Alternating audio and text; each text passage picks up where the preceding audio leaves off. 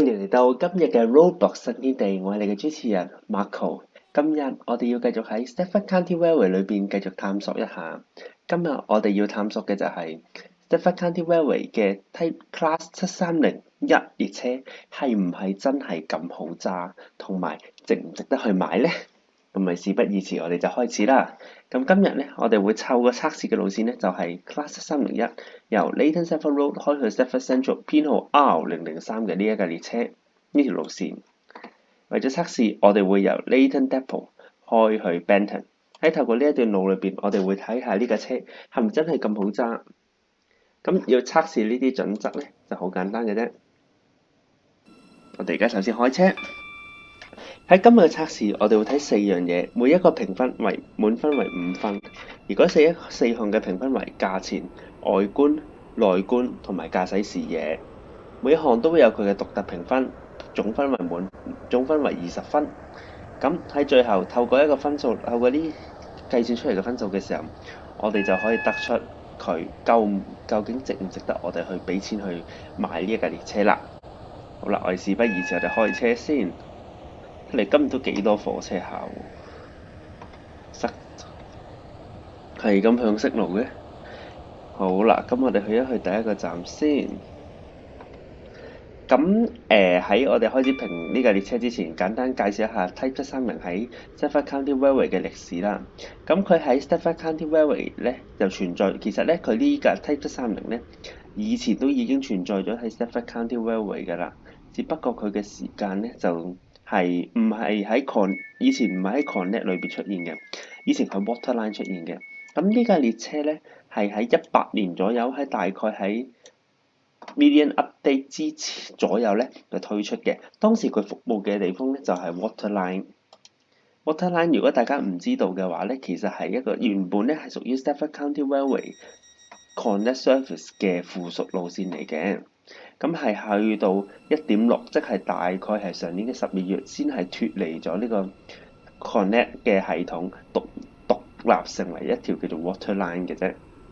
咁當時呢架列車咧就係淨係可以喺 Waterline 揸到，係後來喺最近嘅1.7更新，玩家先可以喺呢度駕駛到 Stafford County Railway Connect Service 嘅730。咁呢架車同 Waterline 嗰個有咩唔同呢？除咗配色呢啲咁普通嘅嘢唔同之外呢，佢哋嘅卡數都係唔同啲嘅。喺 Stafford County Railway 裏邊呢，佢係採用咗一個5卡編組嘅，而 Waterline 佢係以一個3卡編組為主嘅。咁佢哋價錢上面亦都有唔同嘅。咁我會陣間再簡介一下。咁我哋而家嚟到評分嘅方面啦。驟眼睇你一見到我開車嘅時候呢，其實你睇得出呢。好啦，等開啲。驟眼睇你而家咁睇呢，其實你見到呢個駕駛視野其實係偏細嘅。你見到我其實淨係望到前邊嘅咋，勉強望到右邊嘅路軌，左邊嘅景色都唔係睇得好清楚嘅咋。何況你睇下右邊列車有時如果過嚟嘅話呢，就唔係睇得咁清晰啦。咁呢個情況喺日頭呢，就唔係咁明顯嘅，但係去到夜晚嘅時候呢，情況就會惡化得好緊要，因為喺夜晚嘅時候咧，喺呢啲冇乜燈嘅地方咧，有時暗起上嚟咧，你真係睇唔到前邊有冇車行緊過嚟，或者有時前面個信號燈嘅燈太微弱咧，你根本睇唔到佢。所以喺呢度咧就會評佢為3分。本身我想評3分嘅，但係因為我睇到咧，佢一到夜晚嘅時候咧，佢嘅情況咧。就有時咧暗得滯，你根本上好難睇到前面嘅視野，所以我決定扣0.5分。咁佢係評分為2.5分。咁我哋而家就睇一睇外觀啦。其實佢外觀係一個好謙虛嘅設計，簡潔鮮明，唔會話真係有過多嘅設計。而列車嘅設計亦都係我個人嚟講比較中意嘅，因為咧佢個車頭有一個比較特別嘅逃生門，呢樣嘢咧喺其他嘅列車都唔會出現嘅。Type 730咧喺 Connect Service 裏邊咧係少數，大概係唔超過三架列車咧係配備正面係會正車頭或者車同車尾會配備逃生門嘅。大部分咧喺車裏邊咧都會只會係喺我而家畫書右標喺度轉圈嘅呢一個位置，車門度係設為逃生門嘅啫。所以我喺獨特性裏邊咧，即係外觀咧，我就決定俾3.5分佢啦。好啦，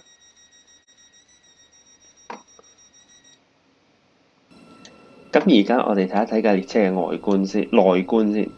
你睇得出個內觀設佢係特登有設計過個位嘅設計咧，採用咗呢個羊毛嘅設計。凳咧，佢嘅凳咧亦都係非常之簡單舒適。咁喺呢度我就會俾3.5分。其實我本身諗住俾4分佢嘅，但係我覺得佢有一個位置叫比較美中不足嘅咧，就係佢相比 Connect 以前其他路線，例如 Type 357咧，佢係設有一張台嘅，有張台嘅。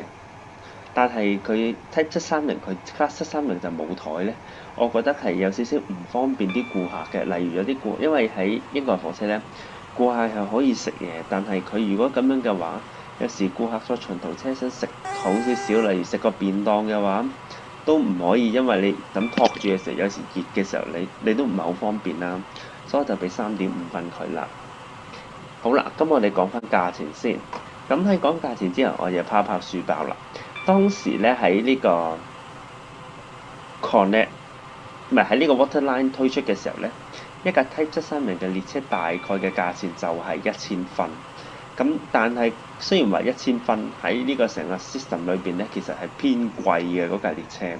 但係今日就唔係睇 Connect 嘅列車價錢啦。咁我哋就姑且唔討論一下佢架車貴唔貴。咁我哋講翻我哋呢架列車嘅價錢先。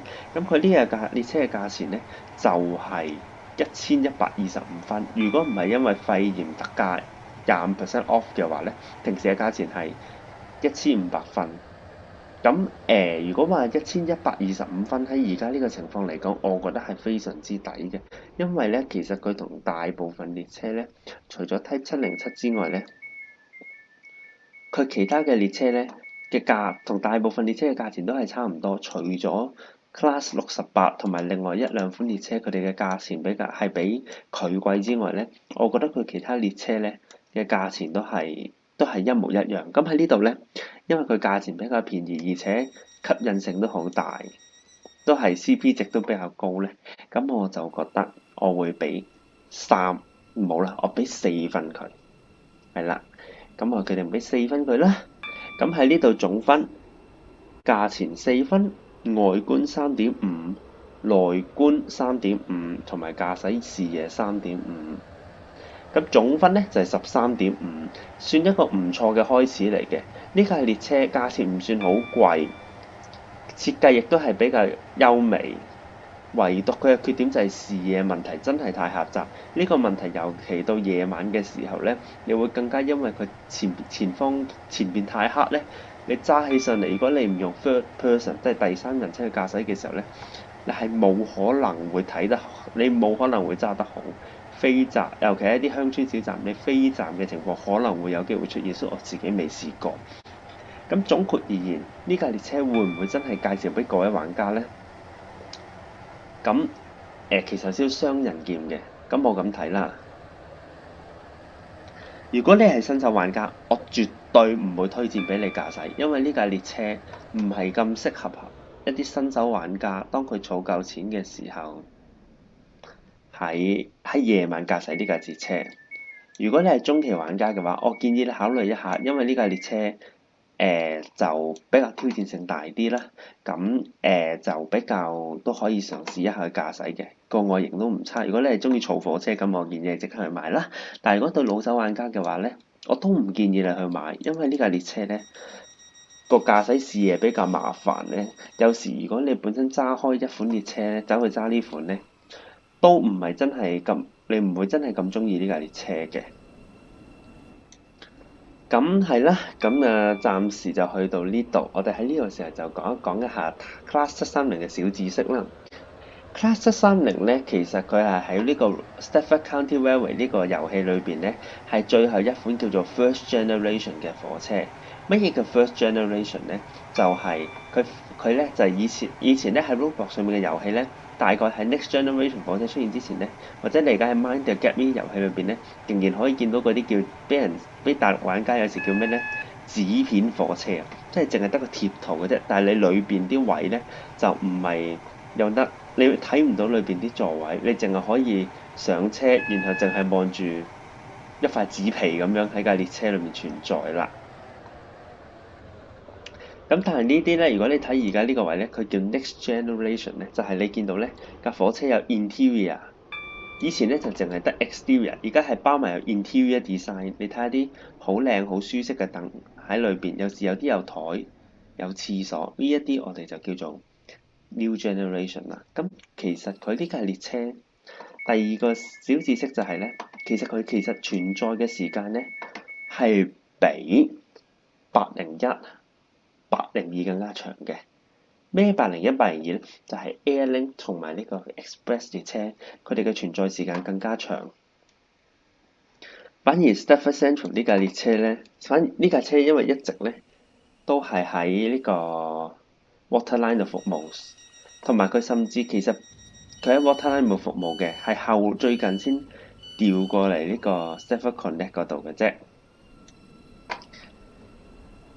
另外有一樣嘢就係想講，其實佢以前咧喺 version 1.5、1.6之前咧，其實已經有端倪咧，佢會加入成為 Connect Service 嘅大家庭。只不過當時大家就唔係好留意到嘅啫。咁大家點樣留意到呢？如果以前有啲熟手嘅玩家咧，經過 Coxney Depot 嘅時候咧，即係而家嘅 Coxney 佢叫咩？我唔記得咗。Coxney Station Stop 啦，好似叫 Coxney 嘅備車泊車處咧。以前嗰個位，但係望先，係啊，嗰個位咧就係可以先係啦，就會泊咗架列車嘅。不過後來咧就搬咗去Bowden右邊咧，以前係泊咗架 Type 730嘅。只不過後來自從佢推出咗之後，呢架車正式推出咗之後咧，加上Bowden廠咧越嚟越多新嘅列車推出咧。佢就呢架列車就從此消失咗喺Bowden廠唔再泊咗喺Bowden廠噶啦，係啦。好啦，我哋都已經嚟到嚟Bowden站啦。呢度Bowden站咧，其實有好多嘢唔同嘅。如果大家中意嘅話咧，不妨下低留言。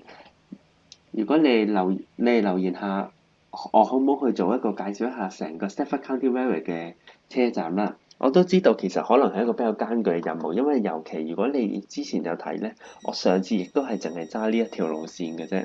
咁暫時大家都唔係睇到好多關於我哋呢條路線啦。咁如果可以嘅話，我希望你哋如果留言一下啦。如果你真係好想睇嘅話，我就揾一次機會，慢慢咁拍成個 Stafford County 裏面所有車站，俾大家去介紹一下啦。咁今次嘅節目就去住咁多先。如果大家中意嘅話，記住做就係 CLS 三部曲。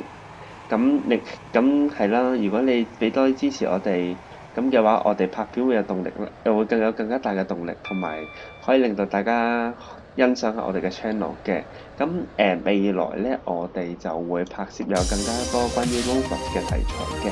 咁係啦。咁如果大家中意嘅話，就多多欣賞下我哋 channel 啦。咁就我哋今集節目嚟到咁多，我哋再見，拜拜。